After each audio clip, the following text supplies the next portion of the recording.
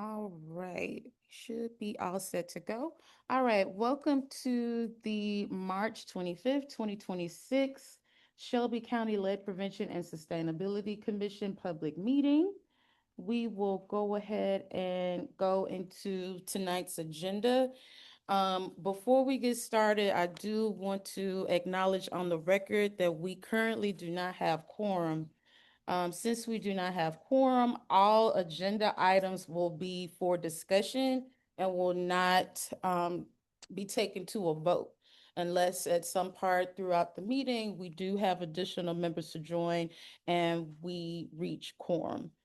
Also, Sharon Hyde shared with me earlier that she won't be joining. She's not feeling well, so she won't be joining this evening. All right, we'll go ahead and start with roll call. All right, Latricia Adams, Chair, present. Secretary Matthew Woods. Present. All right, we also have one person that is joining us virtually and two individuals in person, along with the two LPC members. All right, let's go into the second agenda item, which is public comment. We can actually begin with any commenters that are here physically, and then if there's any comments to be made virtually, we'll go there second. And then lastly, I will read on the record a comment that we received via email at the end of public comment. But to get us started, Mr. Kibble, do you have comments? Okay. I also have a letter that I want to give you. I passed it out at the health department today and gave it to people.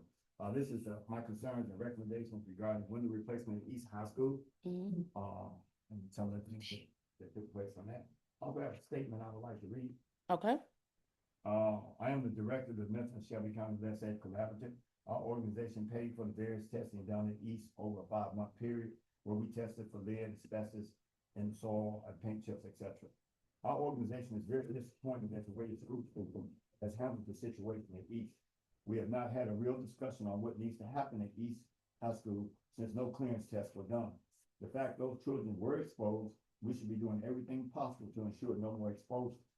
The water at that school should be filtered to ensure that no level of lead is in the water. The fact the contractor was fined was not shared with our organization is another disappointment.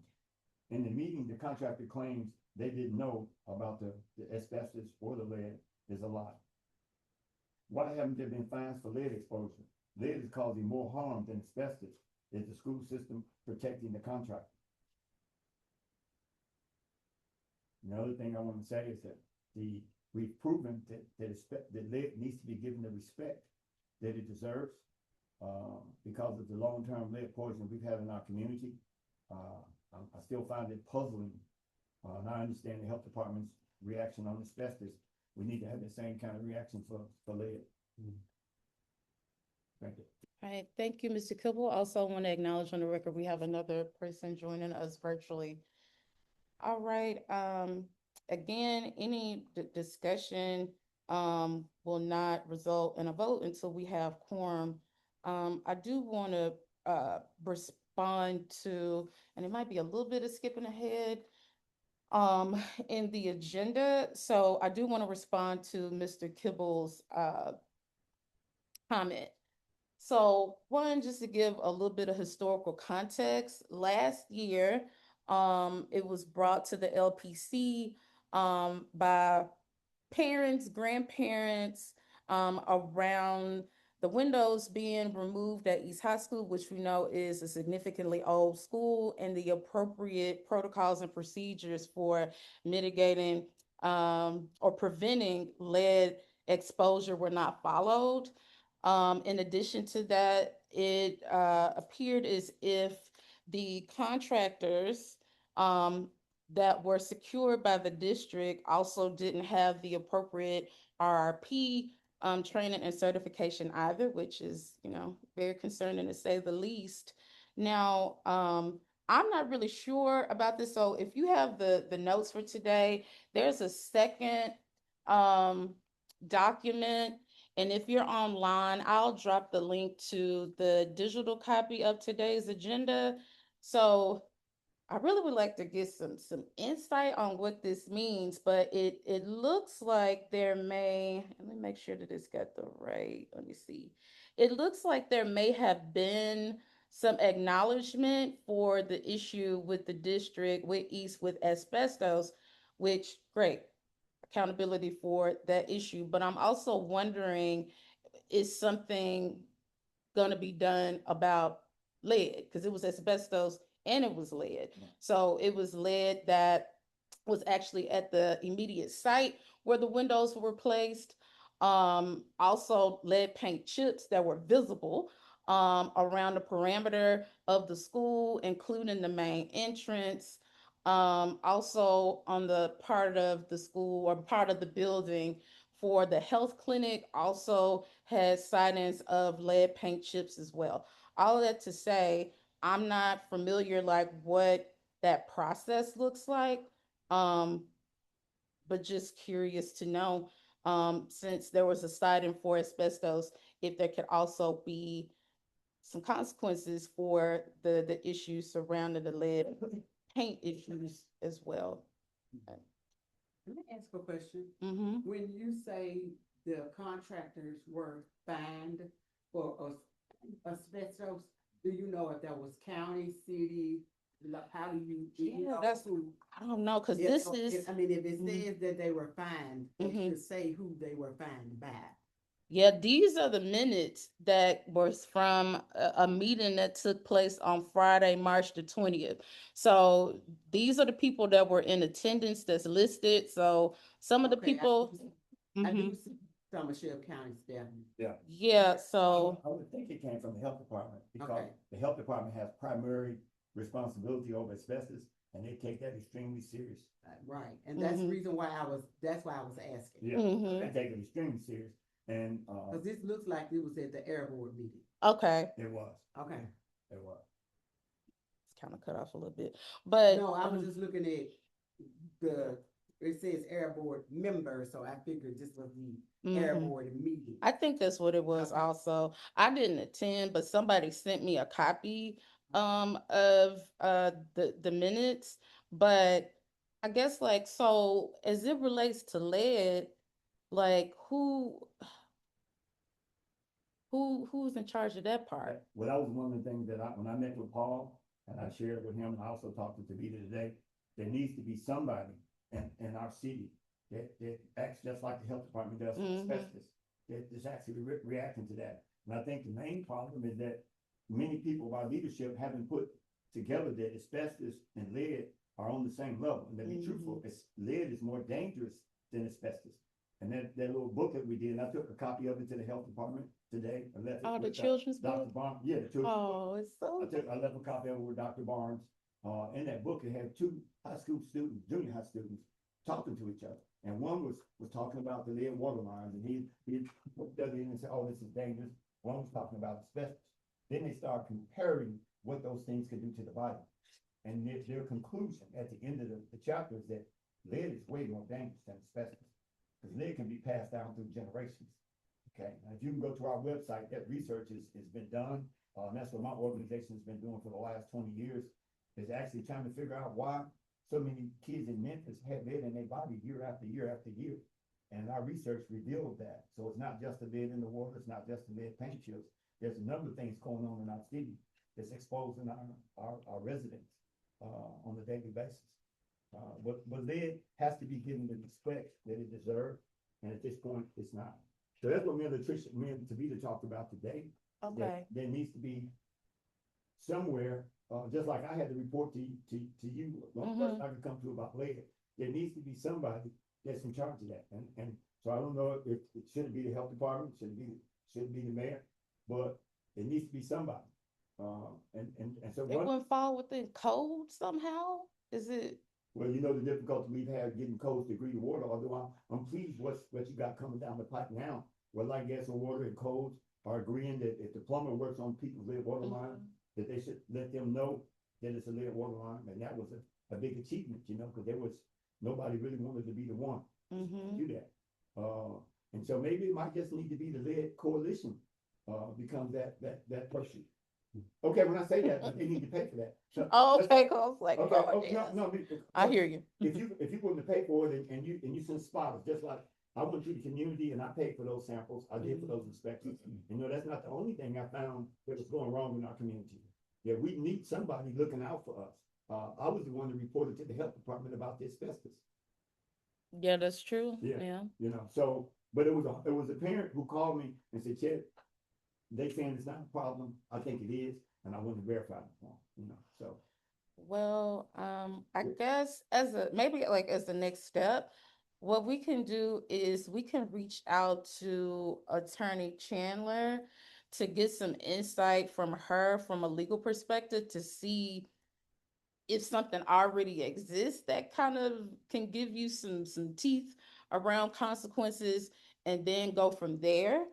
Or it may be something that exists on the books where it just needs to be amended. So I'm gonna let her, since she's an attorney and I'm not, And can you share this to too for me? mhm. Cities can do what's necessary to protect themselves. Right. You can write stricter rules. Mm-hmm.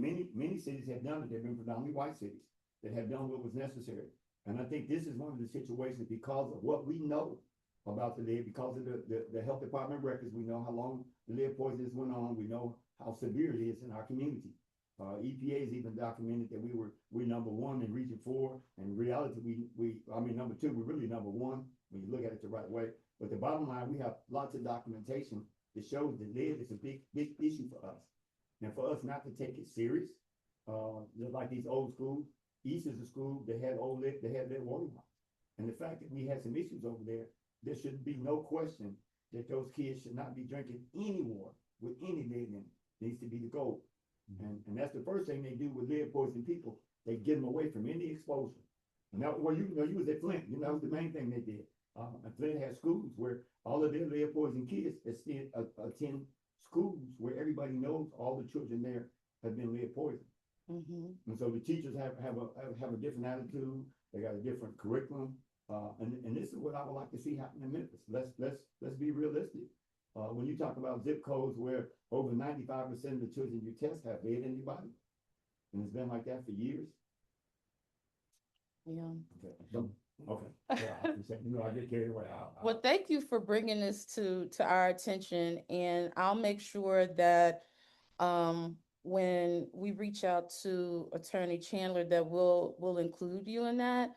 And hopefully, you know, she has a lot on her plate, but hopefully she'll have capacity to do a little bit of research on that. I'll also add our assigned attorney for the LPC, Catrice Fields. I'll also include her in there as well, so they can do a little research to see what I exists. think we should include Dr. Bond.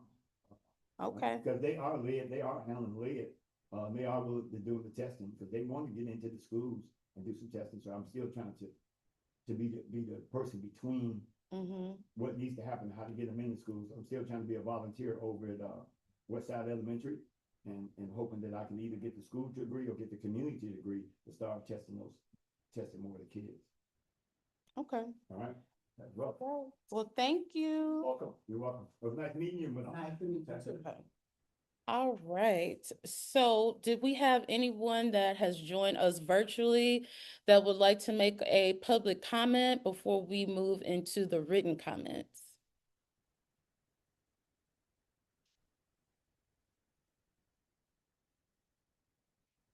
All right, going once, going twice. All right, so I will pull up this other comment that I received on, let's see, on March the 20th, so not too long ago. So the subject is regarding an environmental legal discharge into storm drain, and they reference Tennessee Code annotated 69-3-18A. And then it goes on to say, good afternoon. Wait, sorry. Oops. Hold on, this is a whole thread. Let me go to the original one. Sorry. All right. It says, one second. Okay.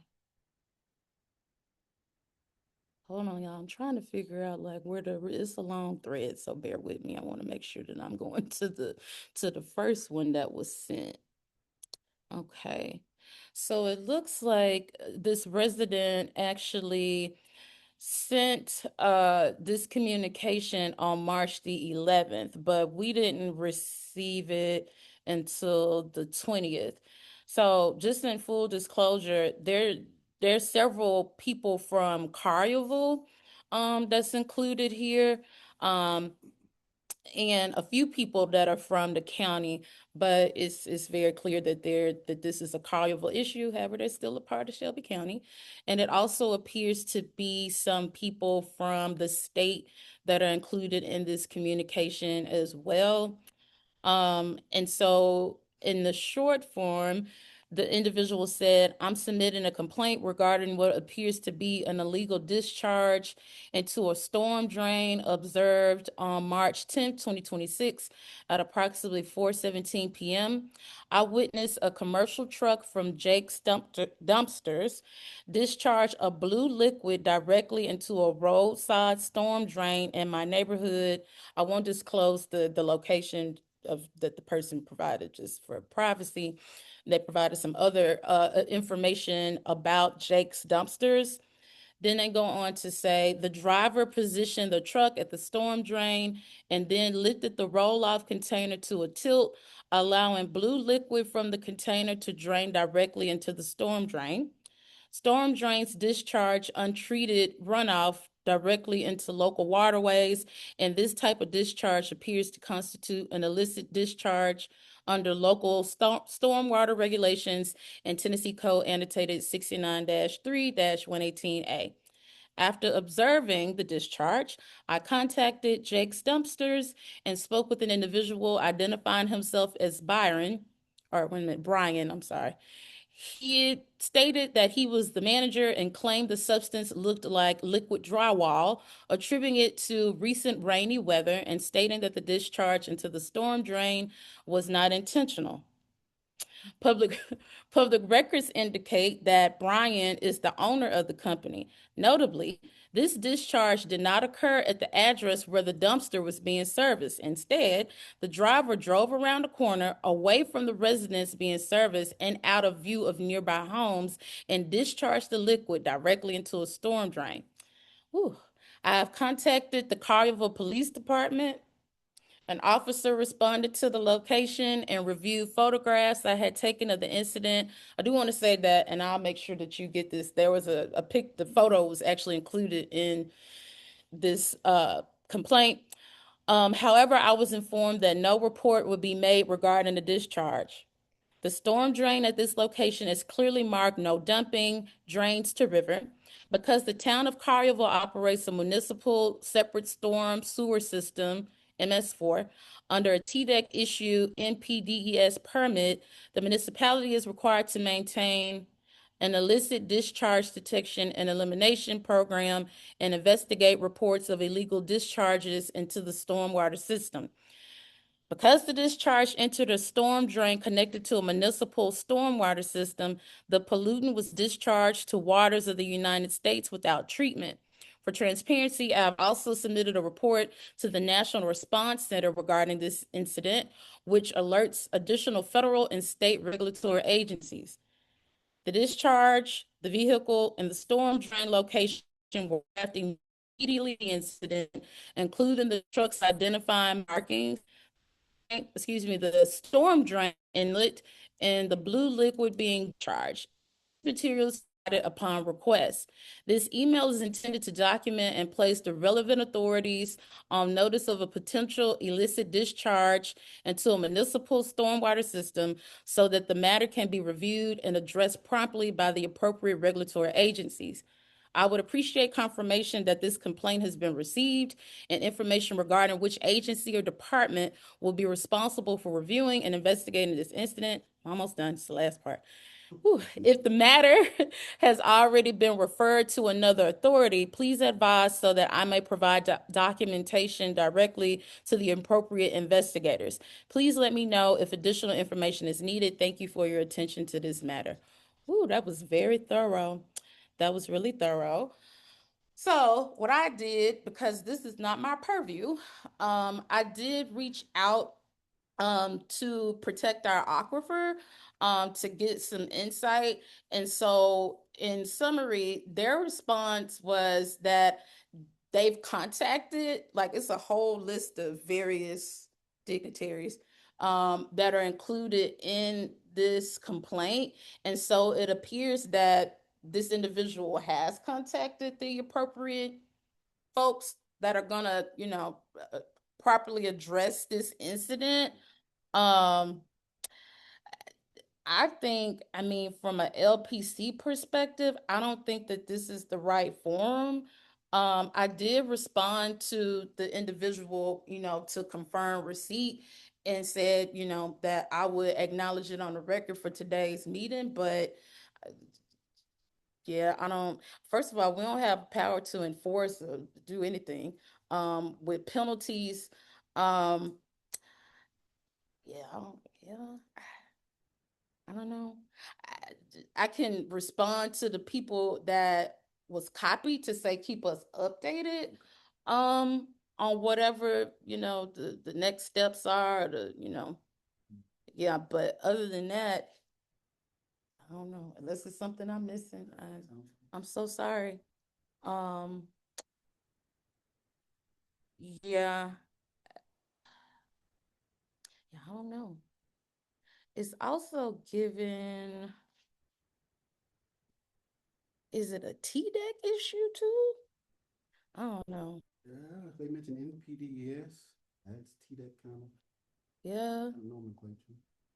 But just, to make sure that we're in the clear, um, I'll follow up with Catrice just to confirm that, like, I don't think that this is in our warehouse. I will say, they also copied the TDAC field officer, which I've worked with them before in a different capacity. So they're generally good with being responsive. So if the state is involved, you know. mm, yeah. All right. That's all that I received for public comment.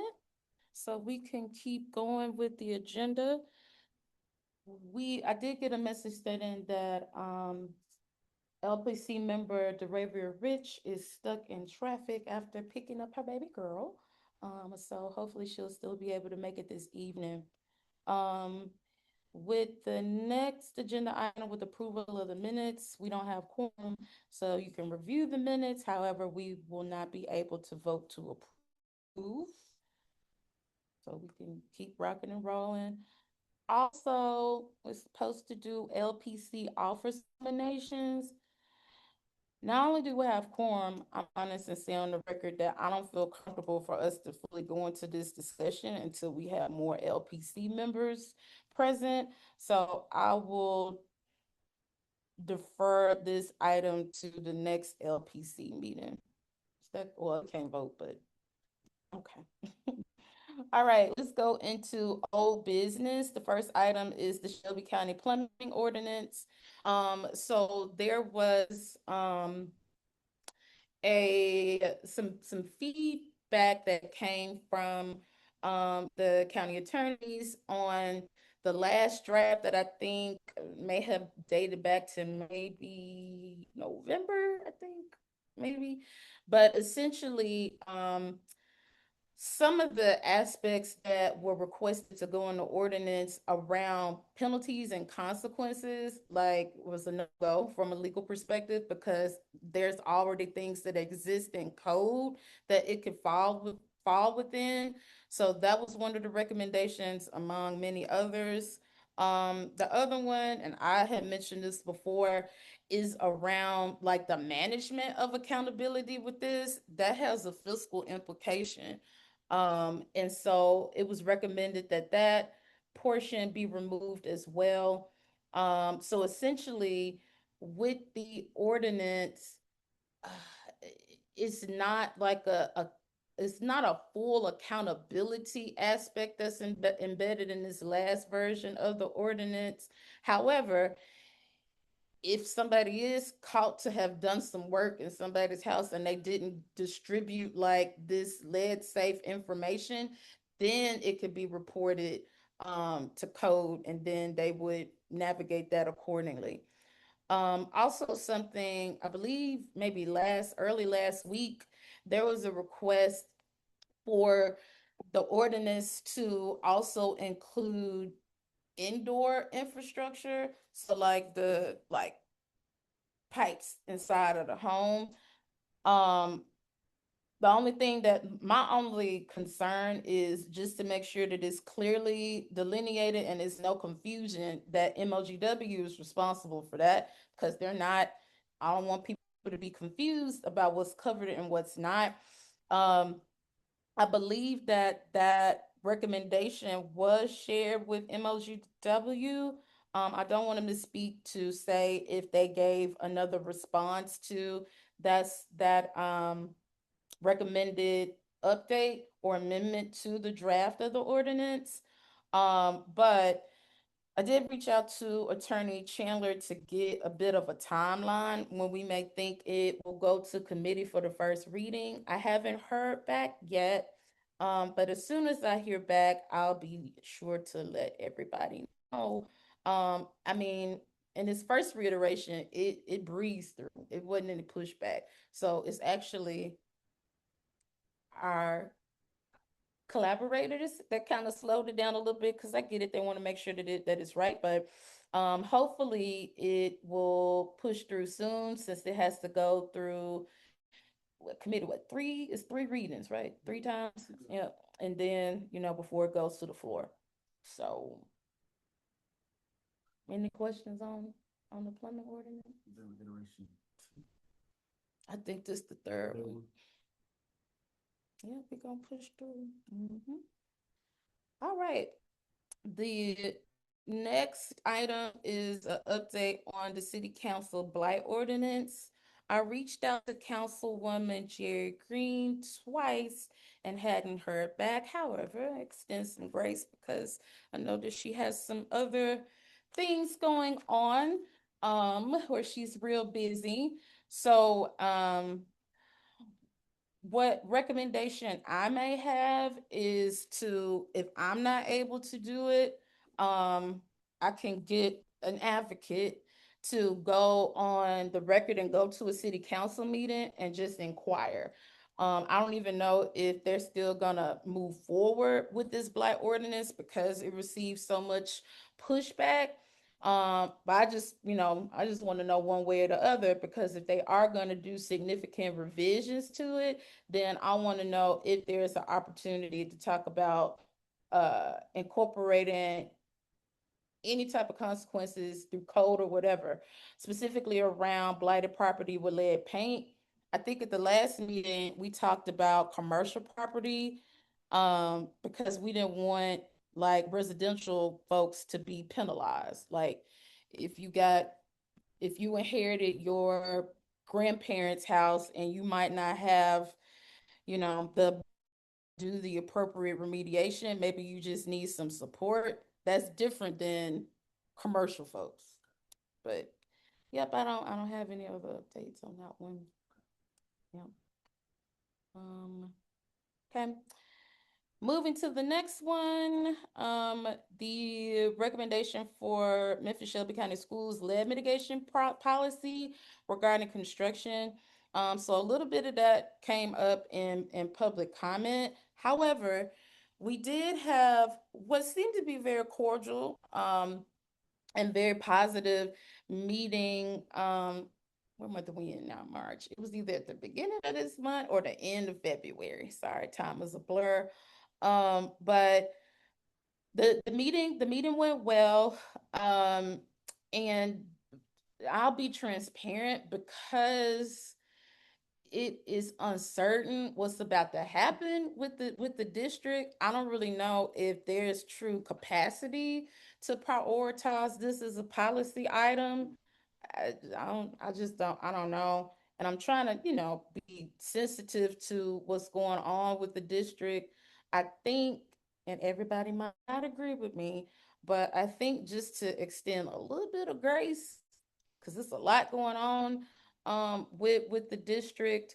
Um, yeah, but thoughts, That makes sense, Christian.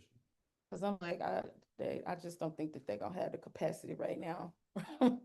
Um, Also, what I've recommended to some of the community groups that wants to push this forward, I think that this may be a good time to actually like put together what do you want? What do you envision as a policy? Right? That would be really helpful. As opposed to wanting the district to kind of develop something from scratch, which it looks like that's what they would have to do. So maybe, in the interim, while MSCS is going through, whatever this transition is going to look like or may look like, we may be able to use some time to figure out like what policies exactly um you want to focus on, and then think about doing just some drafting in general so that when the district is ready to move forward, at least they will have something to work with. Because in the meeting, they also asked for examples from other districts like throughout the country. We started like a running list of different resources that are good, or we think were good, that they can refer to. So it's a start, but the biggest thing is like there was a commitment from board chair McKinney with moving forward with trying to get this off the ground. It's helpful that she's an attorney by trade and a former director of policy for the district, so that comes in handy. Um, but yeah, anything else? How would the community, give input? That's a good question. I mean, in a perfect world, I think that it would need to be like, what's the word I'm looking for?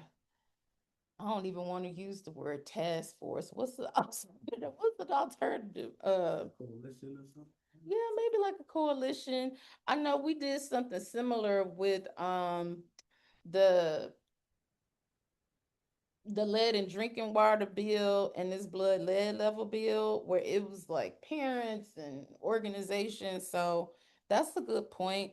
Um, I do know that the lead coalition was the Memphis Lead Coalition, that does have like parents and organizations and Labanner and doctors and whatnot. But I agree that like it would be great to like expand that out. Um, yeah, I'll make a note so. I guess however they decide to do input from the community. Mm-hmm. It's important. Yeah, I agree. Okay. Let me make a note.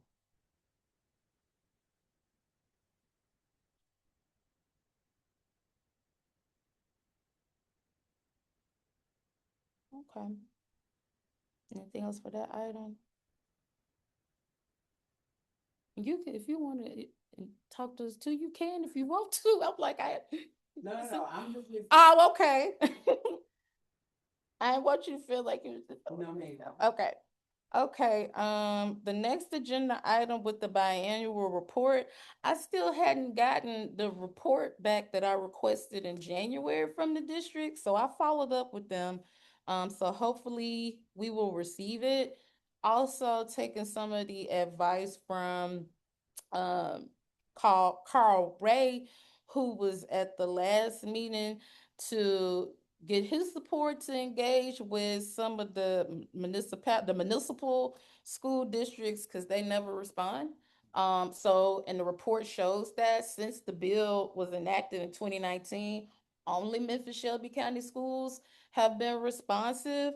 And I'm concerned because some of the municipalities they did too. So, and so I will take him up on that, and hopefully we can get some information um, from the municipal schools. If not, I don't really want to go down that path. We can always do a FOIA request.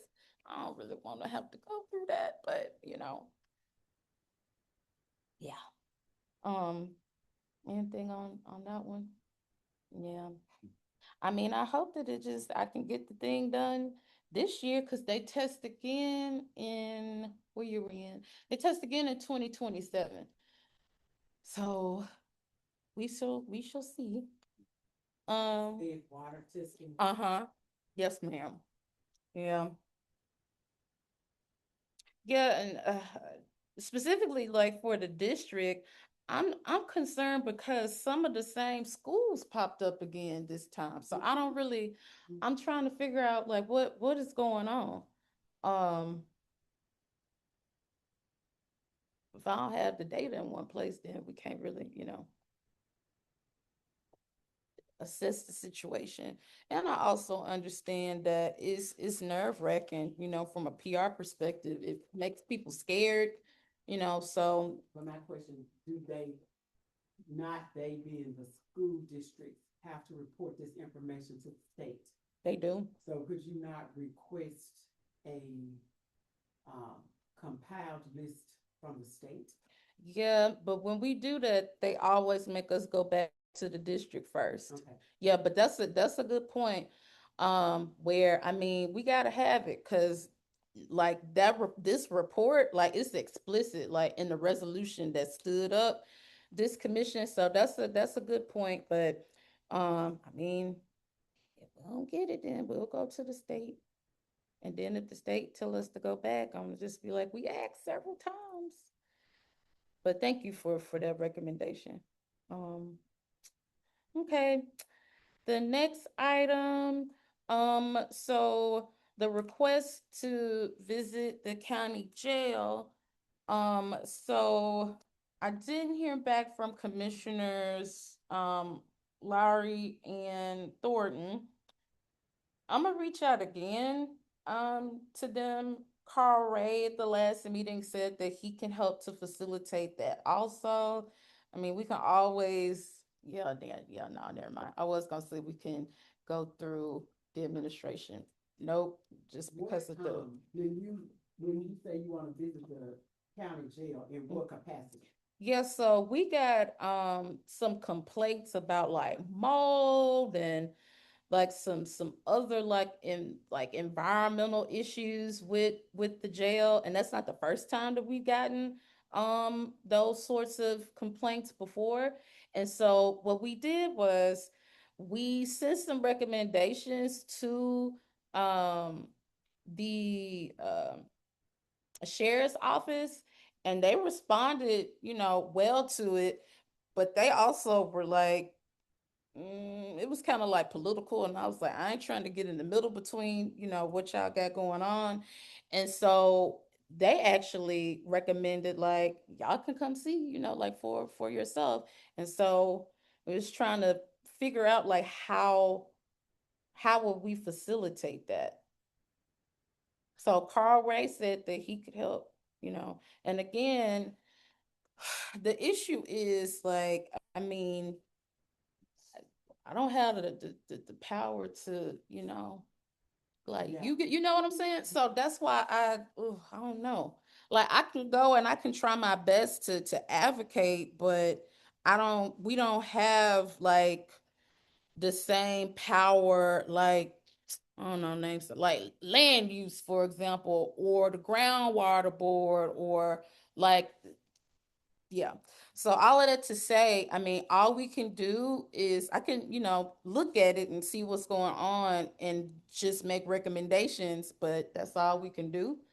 Um, yeah, I hate that. I really wish that, we could really get this together with these conditions. Is getting increasingly worse. I ain't gonna lie to you, it breaks my heart, but no, no, no, no. Also, I'm trying to think. Yeah, I did this. I think I sent the recommendations to. Let me make sure I'm not telling the story. This is in the next item. I believe I did send the recommendations to the Shelby County Board of Commissioners, but I ain't hear back. This is also, an election year for them, so we shall see. That also may bring about some new energy with, new commissioners coming in later. So we shall see. We shall see. Um, all right, with this next item, so advocacy for a subcommittee with the MLGW Community Advisory, specifically for lead service line replacement. This is, and you can tell me what you think. So we've been asking for community advisory in general for lead service line replacement for some years. I know that it was a roundtable that happened towards the earlier part of 2025, but things are about to start ramping up because right now MLGW is ahead, like they're ahead of the whole state, but the actual clock starts ticking January the 1st, 2027, which is what marks the 10-year deadline. Also, with the current administration, the Trump administration, they upheld the lead and copper rule improvements. So I know that there's a lawsuit with I always mess this up, the American Water something Association, AWWA, and they said, okay, say less. So they in court, but the Trump administration said we still gonna stick beside, the lead and copper rule improvements. So this deadline still, 10-year deadline still stands. But they did have 2 years prior to the actual start from when the clock starts. All of that to say, it's manageable right now because they don't have to work in the whole city. But from my experience, when you got to work in the whole city, you're gonna want some help. So I'm trying to be proactive.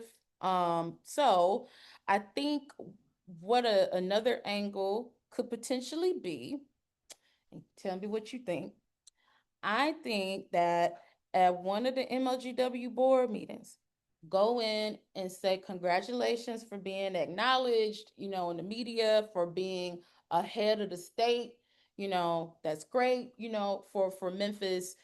Talk about like some of the things like over time that's been happening, like in community, like the MLK, what do you call it, story, that was 7 or 8 stories long, and all this other stuff. Just talk about positive stuff, and then at the end be like, can you please put this community advisory, or like build it into something that already exists, so that they won't feel like they have to do something separate because they already have a community advisory. So what I'm asking is, can you have like a subgroup, so you don't have to reinvent the wheel. Be nice and then ask for something at the end. You can ask her to have the requirements for the person who wants to, like how was the person be selected? Well, the community advisory, those people are selected based on, to their discretion. So it would be comprised of people that are already on the community advisory. Um, I do know that there are like water experts and advocates that are already on the community advisory.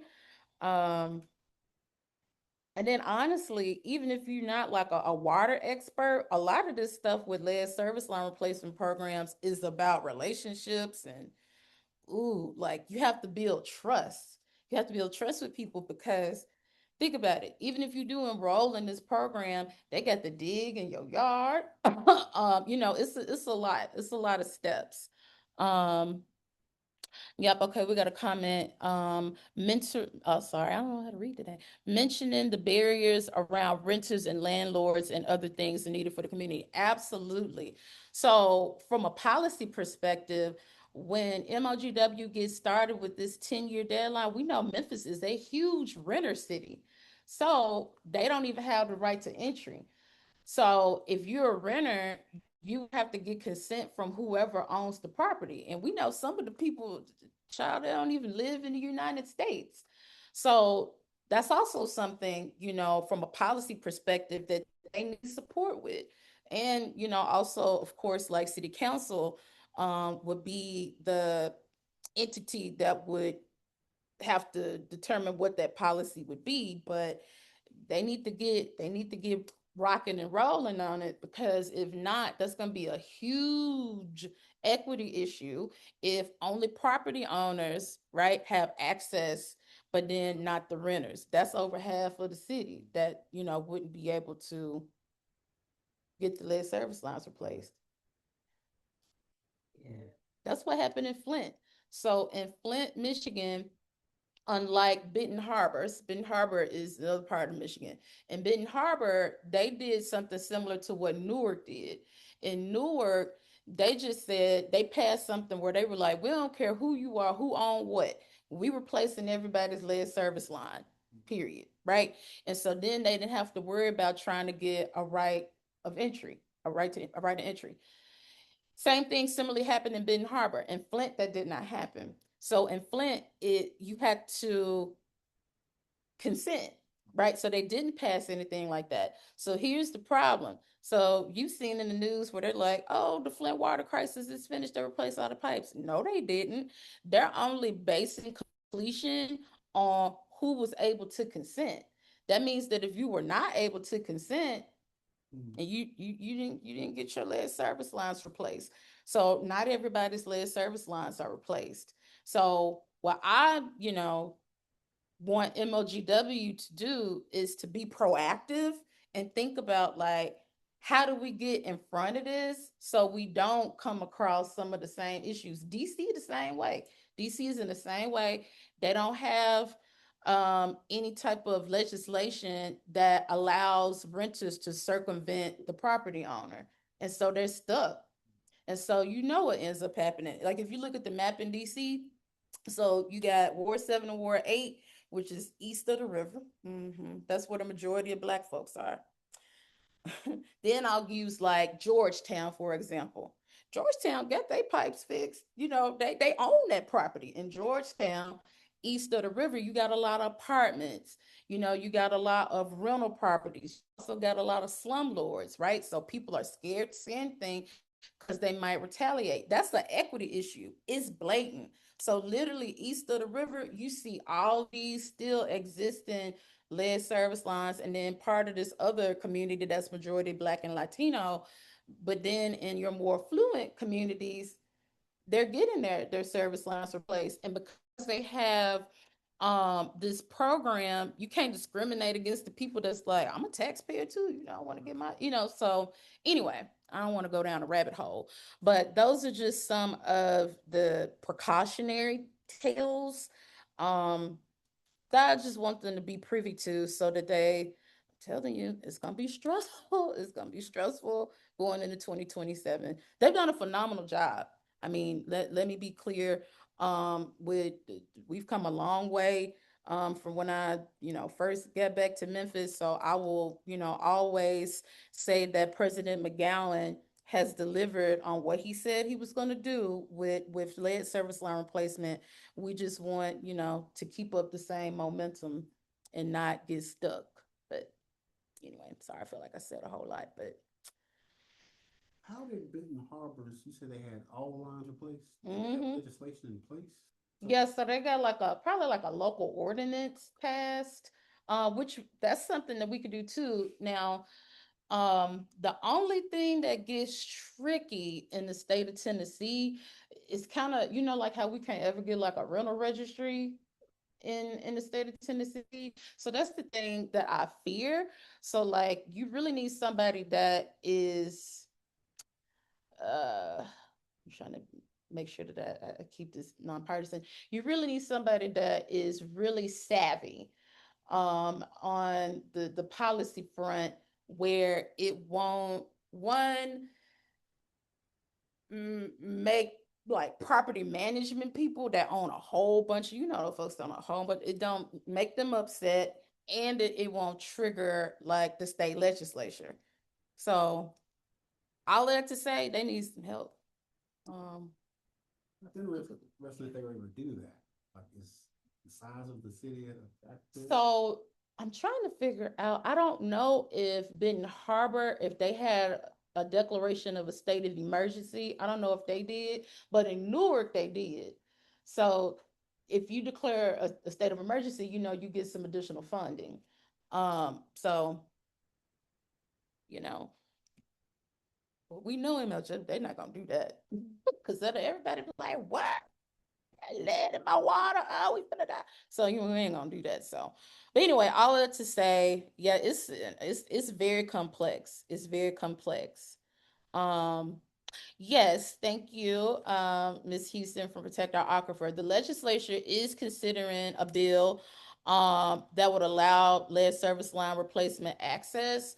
So, we shall see, but we still have to figure out, even if that passes, what does that look like in practice and implementation?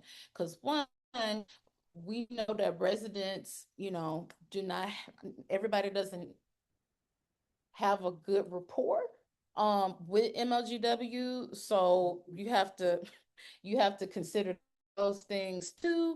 I know I've seen in my personal capacity, some of the cities where I work, where you can offer them like all the free things, and either one, they don't believe you, and that's fair. They don't believe you and be like, nah, because y'all gonna try to charge me something, on the back end, or they're afraid that they're gonna mess something up in their house and like not fix it, right? And then like that financial burden, but it's a lot of different things. All of that to say, that's why you need an advisory.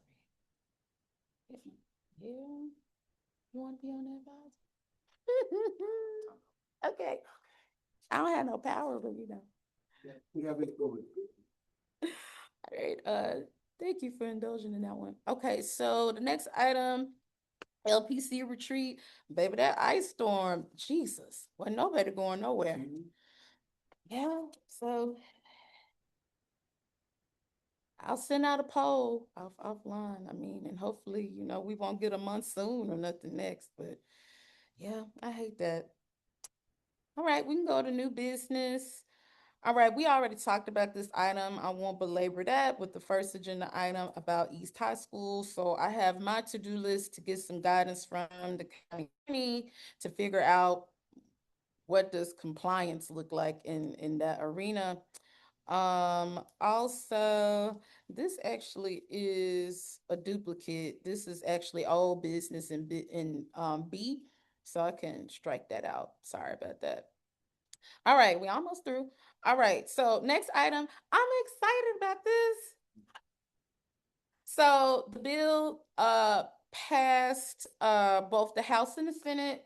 However, it's a caveat. It's a caveat. Don't be real sad about the caveat. This is the first that I've said on the record about this.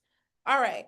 So if you remember the first time, and let me get some context. This is about the blood lead level bill, where originally it was looking to mandate that incoming kindergartners would at least have been tested. If you're on 10-care, you're supposed to be tested twice by two anyway. And also women or childbirthing people on WIC will also get tested. Okay, so the first go round with the bill, they put a $41 million fiscal note on that bill because they misinterpreted the bill and thought that it was calling for all children K through 12 would get tested. And we were like, no, nope, that's not it. So we were able to, they didn't put down the fiscal note or fiscal memo until like the day of that it was supposed to go on the floor. And the fiscal note got all the way down to 3 million, but it needed to be under 1 million. Otherwise, then it would trigger like I forgot what it's called, but it would impact the governor's budget. So literally had to make a choice before they went on the floor. So it wouldn't incur an expense. The kindergarten part got pulled out, but it'll be reintroduced as a potential amendment for the 2027 legislature or legislative session rather. But the part that did stay was it will require the Department of Health to distribute like blood lead level literature and education to all women that are on WIC. I mean, it's not the full package, but a win is a win, child. Because I've been trying to get something passed with this for like 4 years. I know I was mentioning to you earlier, Matthew, before we started the meeting, I was on the Hill yesterday doing a workshop with doulas and midwives, and they're really excited about that, as they should be. I'm excited because it's coming out of Shelby. You know, um, it still has to be passed on the floor, so it made it out of committee, but it's nonpartisan. I'm feeling good about it. So, yay, we shall see. I'll keep everybody updated. I know with that winter storm, it threw everything off. So everything was pushed back. So I'll keep everybody posted on when it goes to the floor. Yep. Yay, go Memphis. Big Memphis. All right. Okay, Earth Day. Um, yeah, do we want to do anything on Earth Day? Well, I know it's supposed to be like a community cleanup in T.O. Fuller Park. I think that's Saturday. What do you think, Trish? You can do something on social media. What? I ain't trying to overcommit myself. Thank you. Cause I'm like, when is? Oh, is it a canvas? Let me see. Is it a canvas that weekend? Let me take a gander.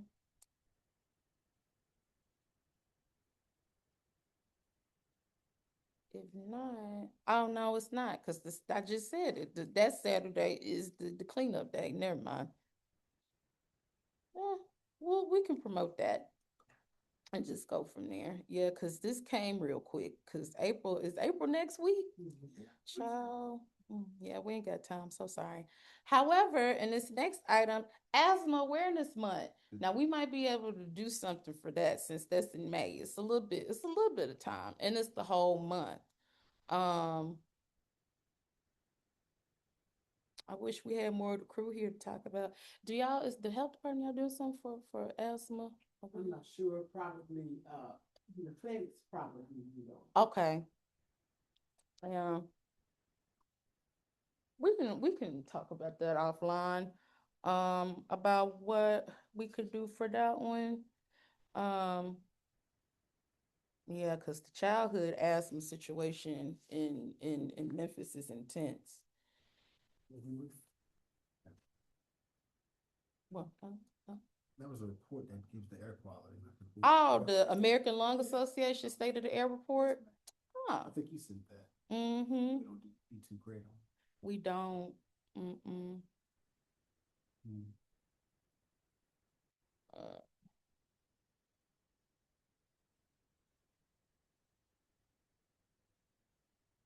but yeah, we can come back to that because I would like to do something for Asthma Awareness Month. I forget about it, or I think about it, and it's always too late. So I did better this time. Okay, Yeah. what you say? Wonder what our angle would be. Yeah, I'm like, cause I was even thinking like from a housing perspective, like indoor air quality. I know, now this requires money, so it couldn't be everybody. But like those, you can get them off Amazon, the like digital air, like indoor air quality monitors. Because I know we've done some activities like with kids with that. Um, my mind went there because a lot of times when you think about asthma or like air pollution, you think about outside, but your home is tearing you up. That's what I hear. Worse than us. And in fact, I know there's a organization, Interfaith Power and Light. They did this event where they now theirs was talking about like how like gas stoves, gas heat, like how it increases indoor air pollution. And they did like it was really interesting where they did like kind of like simulations like inside of a home where like with people that had gas stoves to like show them, this is what's going on inside the home. So it's a lot of different things you could do. Yeah, we don't have to figure it out now, but I just want to put it on the radar. Yeah. Okay. All right. I don't have any announcements. Do you have any announcements? Okay. The announcements is you still gotta be the secretary. I was trying to free you. What's your phrase? Ooh, Lord, low, running you low. Run to- Running you low. You're almost free. All right. So with that, thank you so much for everyone that joined us virtually. I will adjourn this meeting at 7:05 p.m. Thanks, everybody, and have a good evening. Maybe.